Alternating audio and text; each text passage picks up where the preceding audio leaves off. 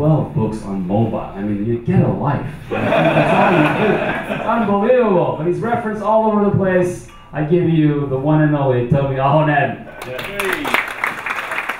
I'm the crazy guy you saw walking around in the hat. Those of you who don't know me, it's my trademark. To celebrate Mobile Monday's 13 years of community sharing and knowledge transfer, we invited to Finland Tomi Ahonen, a source of inspiration and knowledge in our industry. Tomi shared his visions, ideas in 4 cities, Turku, Tampere, Oulu and Helsinki, to the exciting crowd of students, entrepreneurs, public and private sector. Media was also hungry for Tomi's visions on Nokia after its handset business was sold to Microsoft. One of these medias was also Mobile Monday. Yes, I am that guy who wrote those nasty things for 2.5 years about a certain CEO. Yes, I'm that guy. Okay. Your prediction to Nokia's future was already nailed when the Windows strategy was announced back in 2 years ago. How do you feel now after it became reality? I feel very great sadness. I was very proud to have worked for Nokia. It's been a great pride for us Finns. And I could not imagine the day could come that Nokia would disappear as a handset maker. Every single day of my life, at least in one of my pockets, I've had a Nokia branded phone. Sometimes I've had a Samsung or BlackBerry as my other phone, but there's always been at least one Nokia phone, still is today, the 808 PureView.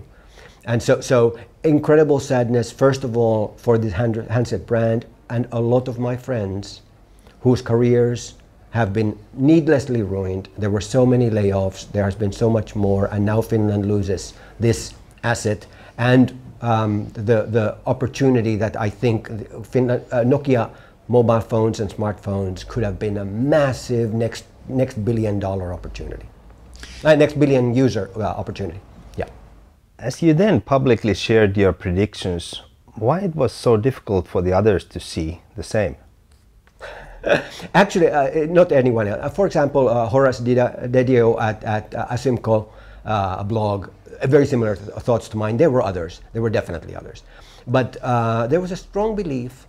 First of all, there is a logical sense to take the world's largest hardware maker, mobile phone maker, who was struggling making software, Nokia, and you combine it with the world's largest software maker who was struggling making phones. Microsoft actually introduced Kin mobile phones that died. Put these guys together. Let them do their own stuff. Let Microsoft do the software, let Nokia focus on the hardware. This should be a beautiful marriage. It should be. Except when we look at the history of Microsoft, all of Microsoft's previous attempts in mobile had resulted in destruction of the handset brand. So that's why from the start, I said this is a very dangerous road. Along the way after that, unfortunately, the Nokia CEO made a lot of mistakes executing a very dangerous, risky plan, so made things worse. There's much debate now in Finland about Elop's role and whether he was an agent of conspiracy. What do you think about it? Oh, it cannot have been a conspiracy. It cannot have been. This is not Microsoft's best interest. If the option was that Microsoft could have a strong Nokia partner with 15% or 20% market share, which is what the analysts said, that this partnership will do 15%, 20% market share. That is what Microsoft wanted. They did not want a crippled Nokia making losses on their phones with 3% market share in smartphones. It could not have been the plan. It might have been the option that at some point they might like to buy Nokia if it's a strong company, or if it struggles, they can give money to Nokia or maybe even buy it. But I'm sure this was not the original plan. That could not have been. What do you think is the future of the new Nokia, or is there a future? I do think that there's a very strong competitive spirit in the Finnish people. So the new Nokia is strongly on its Finnish roots. Nokia was making hardware, networking equipment before it made handsets. So this is Nokia now taking steps back into its real core roots. It knows how to do this well. They have roughly second place, third place market share in networks behind Ericsson, running roughly even with Huawei of China, ahead of Alcatel-Lucent. So they're a strong company in networks, but they've been struggling to make profits there. A lot of competence. I think, if I understand, I'm a Finn, and I'm sure I'm biased, but I think if I understand Finnish mentality and Finnish sense of competition. They want to prove to the world that Nokia did not die. There's an incredible competitive spirit now to prove, fine, we are no longer a handset maker, but we can succeed in mobile. This is our core competence. And now I think they are going to explore new innovation. So we should be getting new business opportunities, new technologies, new kind of ways. And so I'm expecting Nokia to start, first to just get well on its feet, get rid of the handset part going to Microsoft, but very soon we may find interesting steps into areas that maybe relate to cars, maybe relate to wearable technology or something else like that. And who knows? They're not forbidden forever from making phones. Microsoft only has a limited exclusivity. Nokia even might come back as a smartphone maker someday. Your key message in presentations is how mobility solves problems for almost any industries. What do you mean by it? First of all, I think that mobile has several elements which have driven powerful businesses in the past. Mobile is a communication channel. Communication for us resulted in $1,000 billion industry out of telecommunications on the fixed line and on email on the internet. $1 trillion. Mobile is now $1.3 trillion all alone. It started as a communication technology to send us voice calls, send text messages, and so forth. Mobile is also a media. Television alone is $350 billion worldwide. The overall media industries, when we combine the different radio and television and movies and video games and music and so forth, almost $1 trillion. And mobile is a powerful media channel. Mobile is also a powerful payment channel. So now we're getting several different industries and capabilities. Television you cannot pay with. Or you cannot read newspapers on the traditional landline telephone. So telephone isn't really a media channel. So they were unique channels. Mobile is for the first time a very capable, wide-ranging channel. But most of all, mobile is always carried. It's the last thing we see before we fall asleep. It's the first thing we see when we wake up. 24 hours a day, 150 times a day, we look at our mobile phone every day. So the opportunities for us to get something extra from it, to do something else with it, take a picture, take a video, play a video game, send a message, send a like Facebook or send a tweet and so forth. The opportunities are enormous already today, and today not every phone is a smartphone. Only 25% of all the phones in use in the world are smartphones. By the end of this decade, every mobile phone sold is a smartphone. So the opportunities will, you can imagine how much our life changed with the iPhone, how much it changed with our first smartphone, or whatever other smartphone it was. That will happen to the whole planet. So there's huge growth to come. What is your message to the Mobile Monday community members and the ones that want to be connected to the mobile industry? I tell always my audiences that mobile is the richest opportunity for innovation in human history. If you are a creative person, this is a wonderful time to be creative because mobile gives you the biggest platform, the most opportunity, the greatest scope to be creative.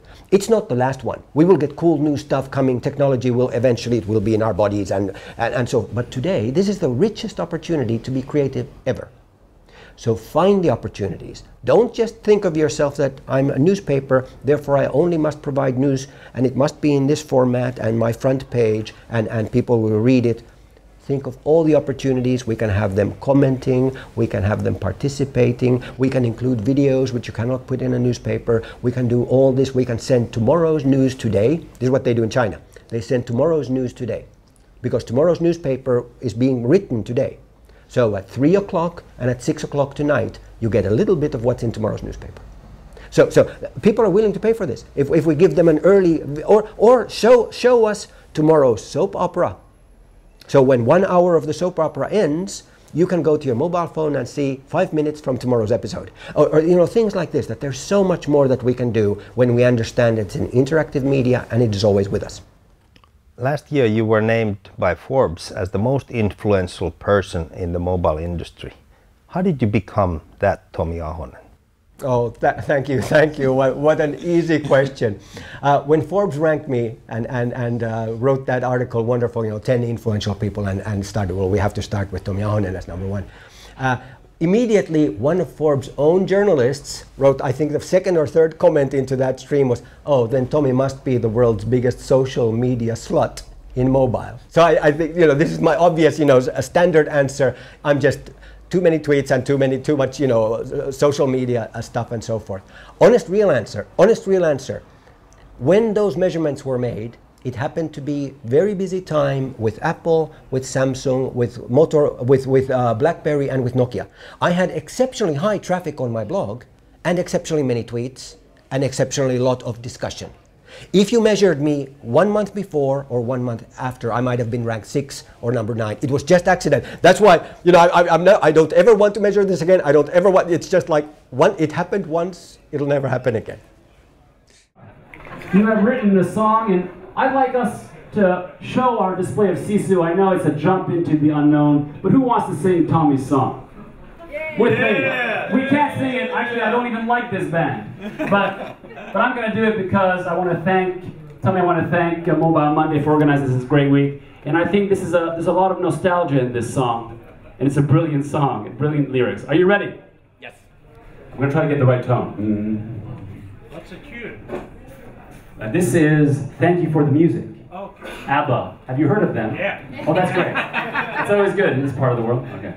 So I say thank you for the music, the ringtones ringing. Thanks for staying, the joy in gaming. Who can live without them? I ask in all honesty. What will life be without a song or a game? What are we? So I say thank you for the smartphone, for bringing it to me. Thank you, everybody. Thank you, Tomi. Thank you, everybody. Great job.